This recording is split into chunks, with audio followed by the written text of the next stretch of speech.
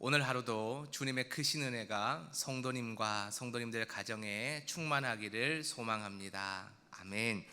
오늘의 말씀은 십계명에 관련된 말씀입니다. 십계명은 하나님께서 이스라엘 백성들에게 주신 율법이면서 동시에 사랑의 말씀입니다.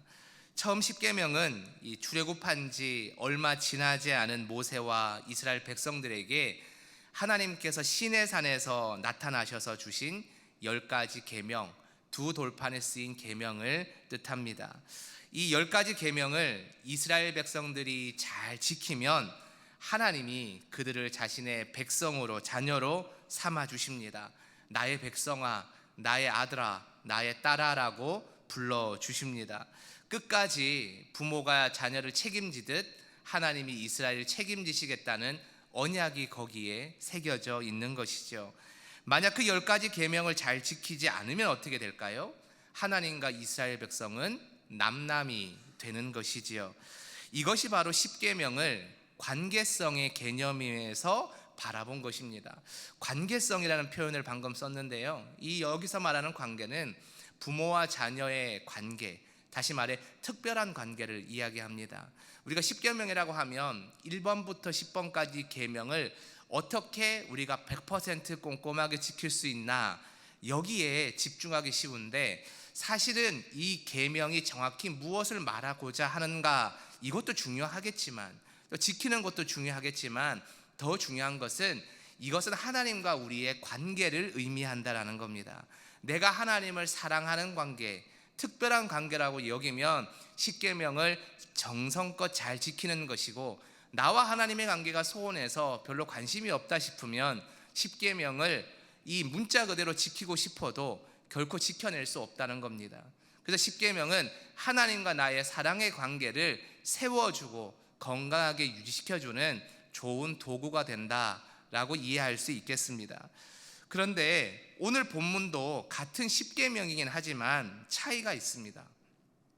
무려 40년의 시간의 차이가 있지요. 내용은 거의 유사하긴 하지만 배경에서 차이가 또 납니다. 어떤 배경일까요? 처음 십계명을 시내산에서 받았을 때는 이스라엘은 별 볼 일이 없었습니다. 아무것도 이룬 것도 없고 자랑할 것도 없는 노예에서 갓 해방된 이 자연인의 신분이었습니다. 근데 오늘 본문에서 보면 이스라엘 백성들은 군대라고 불릴 만한 큰 위용을 자랑하고 있습니다. 국가라고 말해도 될 만큼 큰 규모를 뽐내고 있습니다. 하나님께서 40년 전 십계명으로 부르신 이 보잘것없는 사람들을 무려 광야에서 하나님이 사랑으로 먹이시고 인도하셨을 때 지금 이토록 강대한 민족이 되었다라는 사실을 기억해야 하겠습니다. 하나님은 자신의 계명을 지키는 자들을 결코 모른 척하지 않으시고 사랑으로 돌보시고 늘 살찌우시고 부강하게 하시는 아버지 하나님이시다라는 사실입니다. 신명기 4장 44절 이하에 나타난 이스라엘 백성들은 이제 곧 젖과 꿀이 흐르는 땅 가나안 땅에 정착하기 직전의 상황입니다. 이제 곧 본격적인 국가의 건설이 시작되게 될 것입니다. 그러니 이 시점에서 하나님의 약속인 이 십계명을 다시 한번 살펴본다는 것은 그들에게 신앙적으로 큰 의미가 있다라고 말씀할 수 있겠습니다. 무엇보다 앞으로 큰 국가가 세워지고 큰 민족으로 세워질 터인데, 그때에도 하나님을 모른 척하지 않고 지금처럼 하나님을 아버지로 고백하며 그분 중심으로 살아가겠다고 다짐하는 이 위대한 신앙의 결단은 앞으로의 그들의 여정에 있어서 매우 중요한 지점이다라는 것이죠. 십계명의 핵심은 하나님의 말씀을 총정해서 우리가 세상과 구별되게 살겠다, 바로 이 다짐이 십계명에 새겨져 있어야 합니다. 십계명대로 살면 우리는 결코 세상과 버타여 살 수 없습니다. 십계명의 말씀을 기억하며 그 정신을 따라 살면 결코 세상에 살아가고 있지만 세상에 속하여 살 수 없다라는 말씀이지요. 세상과 우리는 매일매일 다르게 살아갈 수밖에 없습니다. 그것이 바로 세상 속에서 거룩을 드러내며 살아가는 우리 믿음의 백성의 모습인 것이죠. 모세는 그의 마지막 인생의 시간을 통해서 이스라엘 백성들이 가나안 땅에 들어가서도 이 위대한 한 가지 진리를 잊지 않고 살기를 간절히 소망했습니다. 아무리 가나안에 유혹이 많아도 흔들리지 않기를 바랬고, 아무리 위협이 주어져도 결코 도망치지 않기를 원했습니다. 오직 여호와 하나님이 유일한 하나님이심을 믿음으로 고백하며 담대히 이스라엘 백성들이 세상을 헤쳐나가기를 그는 마지막으로 바라면서 역설했다라고 말씀드릴 수 있겠습니다. 모세가 선포하는 하나님은요, 그들의 공동체에서 어떤 하나님의 모습이었을까요? 하나님은 이스라엘이 애굽 땅에서 종으로 살고 있었을 때 그들을 구원하고 광야에서 인도하여 가나안 땅으로 들어가게 하신 그런 분이셨습니다. 달리 이야기하자면 노예의 신분으로 자유를 상실하고 희망을 잃어버리고 살던 자신들을 하나님께서는 무조건적인 사랑으로 구원하셨고 자유를 허락해 주신 하나님임을 기억하기를 원했습니다. 그러니 이스라엘 백성들에게 하나님은 삶의 구원을 허락하신 분이시고 무조건적인 은혜를 부으신 하나님이셨습니다. 그런데 더 놀라운 사실은 이 위대한 은혜를요, 이스라엘이 요청한 적이 없었다는 사실입니다. 하나님께서 먼저 이스라엘에게 찾아오셔서 은혜를 허락하셨습니다. 하나님께 은혜를 구한 적도 없고 축복을 구한 적도 없었습니다. 그리고 하나님께 무언가를 잘해서 기여해서 받은 것도 아닙니다. 그저 자녀로 먼저 부름을 받았기에 은혜를 그저 누렸다는 사실입니다. 이스라엘 백성들이 하나님으로부터 구원을 얻고 십계명을 통해 하나님의 자녀로 부름을 받은 것은 이스라엘의 의가 아니라 공로가 아니라 전적으로 하나님의 은혜의 동기에 기인합니다. 그렇다면 하나님의 이 은혜의 동기는 여러분 무엇이었을까요? 바로 사랑입니다. 하나님의 무조건적인 부모의 사랑, 희생의 사랑이 바로 은혜의 동기가 되었습니다. 그리고 그 사랑이 잘 나타나 있는 증거가 바로 오늘 우리가 보았던 십계명 말씀입니다. 우리가 언뜻 십계명을 보면 강압적으로 느껴질 수도 있을 것 같습니다. 왠지 모르게 안 지키면 크게 혼쭐이 날 것만 같은 중압감과 두려움이 들 수도 있을 것 같습니다. 그러나 본질은 그렇지 않습니다. 십계명을 하나님께서 우리에게 주신 것은 우리를 속박하고 묶어내기 위한 것이 아니라 오히려 하나님 안에서 자유롭게 하시기 위하여 주셨다라는 사실입니다. 하나님 안에서 진정한 자유를 누릴 수 있고 그 안에서 행복을 발견할 수 있음을 가르쳐 주시기 위해 십계명을 주셨고 동시에 그 계명을 지키게 명령하셨습니다.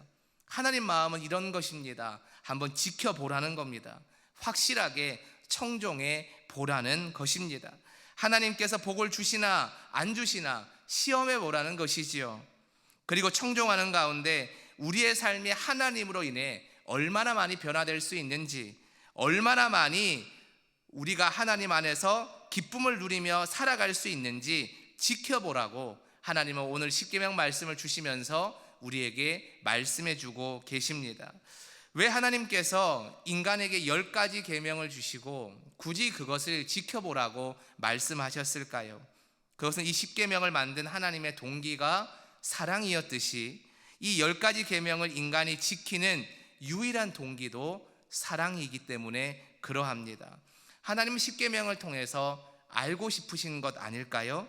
얼마나 이스라엘 백성들이 그리고 나의 자녀들이 하나님을 사랑하여 하나님의 말씀을 끝까지 지키는지 아닌지 알고 싶으셨던 것이지요.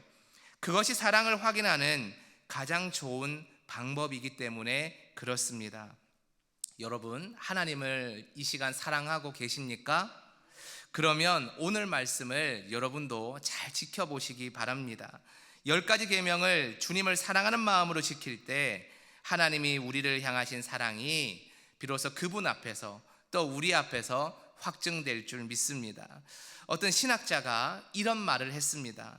하나님 외에 다른 신을 두지 말라는 첫 번째 명령은 다른 9가지 명령으로 표현되어야 됩니다. 다시 한번 읽어드릴까요?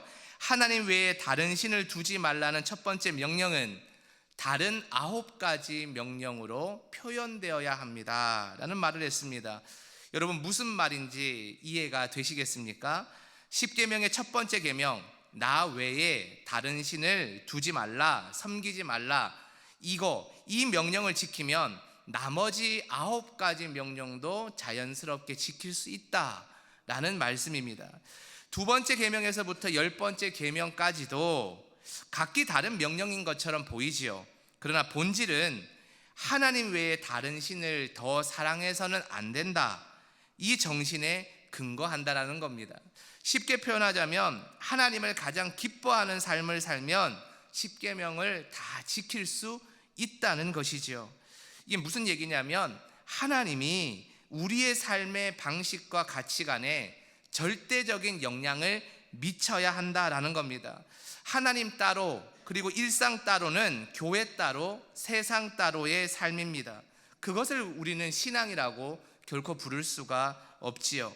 마찬가지로 하나님이 우리 안에 계시고 다른 어떤 것도 우리 가운데 세워지지 못하도록 첫 번째 계명을 지켜내면 하나님이 우리의 삶의 중심이 되신다는 겁니다. 모든 삶의 우선순위가 하나님이 되신다는 것이죠. 그러면 두 번째부터 10번째까지 계명이 무엇인지 매일매일 외우면서 지키려고 하지 않아도 자연스럽게 하나님 중심의 삶을 우리가 살아가게 되니까 두 번째부터 10번째까지도 다 지킬 수 있게 된다라는 것이죠. 10계명이 10가지가 아니라 100가지 계명이라도 하나님 중심으로 오늘 삶을 살면 그 100가지를 능히 다 지켜낼 수 있다. 이것이 바로 첫 번째 계명에 담긴 약속의 말씀이었다라는 것이죠. 그럼 여러분, 우리가 하나님의 말씀을 잘 지키면 어떤 복을 받겠습니까? 우리 본문 10절을 보겠습니다. 나를 사랑하고 내 계명을 지키는 자에게는 천대까지 은혜를 베푸느니라. 아멘. 9절 말씀을 보면요, 조금 반대되는 말씀처럼 보일 수 있습니다. 제가 동시에 읽어드리겠습니다. 나 내 하나님 여호와는 질투하는 하나님인즉 나를 미워하는 자의 죄를 갚되 아버지로부터 아들에게로 3, 4대까지 이르게 하거니와. 아멘. 여러분, 9절과 10절은 좀 다른 말씀인 거 같이 느껴지실 수도 있을 것 같습니다. 잘 안 지키면 저주를 받고 잘 지키면 복을 받는데 저주는 3, 4대고 그리고 잘 지키면 우리 천대까지 은혜를 받는다, 이렇게 되어 있으니까 이게 반대의 말씀이 아닌가 하는데 실제적으로는 똑같은 말씀이다라는 겁니다. 9절에서 나타난 질투는 나쁜 표현이기도 하지만 어찌 보면 사랑의 다른 표현이기도 하지요. 진짜 좋아하니까 우리가 다른 신들의, 다른 존재의 눈을 돌리는 것이 하나님 보시기에는 이 질투가 날 정도로, 불타오를 정도로 마음이 많이 어려워진다라는 겁니다. 달리 얘기하면 하나님이 얼마나 우리를 사랑하시면 질투까지 하시겠느냐, 이렇게 이해할 수 있습니다. 그렇게 이해하면서 10절을 보면 하나님이 사랑하시는 자에게 천대까지 은혜를 베푸신다는 그 사랑이 더 크게 느껴질 줄 믿습니다. 여러분, 많은 사람들이 성공의 비결을 묻죠. 어떻게 하면 이 세상에서 성공할 수 있는가?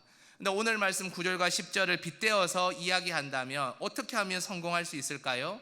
하나님의 말씀을 잘 지키는 겁니다. 세상에서의 성공의 가치를 훨씬 더 뛰어넘는 참 기쁨과 참 행복이 우리가 바라봐야 되는 성공일 텐데 그 성공을 이루는 유일한 비결은 하나님을 인정하고 하나님의 계명을 잘 지키는 것, 그 한 가지인 줄 믿습니다. 오늘 하루도 그 계명을 기쁨으로 지키는 성도들에게 하나님은 이렇게 말씀하실 겁니다. 나의 계명을 잘 지키는 나의 자녀들아, 내가 천대까지 복을 베풀리라. 영원히 너희와 함께하며 너희를 인도할 것이다. 이것이 하나님을 사랑해서 하나님 안에서 중심을 두고 살아가는 우리 성도들에게 주시는 하나님의 복의 약속인 줄 믿습니다. 오늘 우리가 보았던 10계명의 핵심은 바로 이것이죠. 하나님 중심의 삶을 살아라. 하나님 우선순위의 삶을 살아라. 그것을 기억하고 살아갈 때 광야 40년의 시간 가운데서도 위대한 민족과 국가를 만드셨던 그 하나님이 우리와 우리의 자녀손들에게도 그 위대함을 베푸실 것이다 라는 말씀이었습니다. 여러분, 20세기의 가장 위대한 순회 설교자를 꼽으라면 빌리 그레이엄 목사님을 꼽으실 겁니다. 수많은 나라, 수많은 민족 앞에서 수만 번의 설교를 하셨던, 참 하나님께서 귀하게 쓰셨던 목사님이시죠. 근데 어떤 신문에서 이 위대한 빌리 그레이엄 목사님의 여러 편의 설교를 단 3개의 단어로 줄이면 무엇이 되겠느냐라는 기사를 쓴 적이 있습니다. 거기에 나타난 3글자가 뭔지 아십니까? Put God first입니다. Put God first. 하나님을 가장 먼저 놓아라. 우리의 삶 가운데서 하나님을 가장 먼저 그 자리에 놓았을 때 우리의 삶이 하나님으로 인해서 인도될 수 있고, 하나님이 인도하시는 우리의 삶을 언제나 행복하고 복된 삶이 될 것이다 라는 겁니다. 여러분, 세상의 한가운데 오늘 또 가시더라도 하나님의 말씀과 전혀 상관이 없는 세상과 같이 느껴질더라도 이 3가지 단어를 기억하십시오. Put God first. 거기서도 하나님을 먼저 기억하시고 하나님을 먼저 고백하시고 하나님을 먼저 세워놓으시기 바랍니다. 그때에 하나님께서 약속하시는 은혜를 1000배까지 베푸시는 그 복이 여러분과 여러분의 가정과 일터 위에 임할 줄 믿습니다. 그리고 그것을 매일매일 경험하며 고백하며 사는 삶이 하나님 보시기에 복된 삶이고 우리 안에 행복한 삶이 될 줄 확신합니다. 아멘. 이 시간 합심하며 기도하며 나아가겠습니다. 이 시간 기도하실 때 하나님, 우리의 삶이 하나님이 먼저 되는 삶이 되게 하여 주시옵소서. 하나님과 세상의 것을 겸하여 섬기는 것이 아니라 오늘의 십계명의 말씀을 통해 드러났던 것처럼 하나님을 먼저 세우고 하나님을 유일하게 고백할 때 우리의 삶이 하나님으로 인해서 인도될 수 있고 하나님이 주시는 평안과 복을 누리는 삶이 되게 해달라고 이 시간 우리 합심하여 통성으로 기도하며 나아가겠습니다. 하나님 아버지, 이 시간 우리의 삶이 하나님 중심의 삶이 되게 하여 주옵소서. 하나님만이 세워지는 삶이 되게 하여 주시옵소서. 하나님을 사랑하기에 하나님이 주시는 모든 계명을 지키게 하여 주시고 우리의 삶의 중심이 하나님이 되게 하여 주시고 하나님이 우리의 삶의 우선순위가 되게 하여 주셔서 우리의 지혜와 생각과 능력으로 세상을 살아가며 성공을 꿈꾸는 삶이 아니라 하나님 한 분만을 고백하며 세워나갈 때 하나님이 우리의 인생에 앞서 달리시며 우리에게 평안을 주시고 우리에게 복된 삶을 허락하심을 믿음으로 고백하며 하나님을 바라보는 삶을 오늘 하루도 우리의 일상 가운데서 세워나가는 믿음의 복된 주의 권속들이 되게 하여 주시옵소서. 하나님 아버지, 하루하루의 모든 시간을 하나님의 말씀을 기쁨으로 지키며 살아가게 하여 주시옵소서. 오직 하나님만이 우리의 삶의 우선순위가 되실 수 있게 늘 기도하며 결단하는 믿음을 우리에게 부어 주옵소서. 그래서 오늘 하루도 하나님이 우선되는 삶을 살기에 하나님이 친히 돌보시고 인도하는 삶이 되게 하여 주셔서 오늘 하루도 평안을 허락하여 주시고 하나님이 주시는 행복을 우리가 맛보아 알 수 있는 복된 시간이 되게 하여 주옵소서. 하루의 첫 시간을 기도하며 나아갑니다. 오늘 하루도 우리의 삶을 돌보시고 인도하실 때 하나님을 경험할 수 있는 기쁨이 세워지게 하여 주시옵소서. 이 모든 말씀을 예수님의 이름으로 간절히 기도드리옵나이다. 아멘.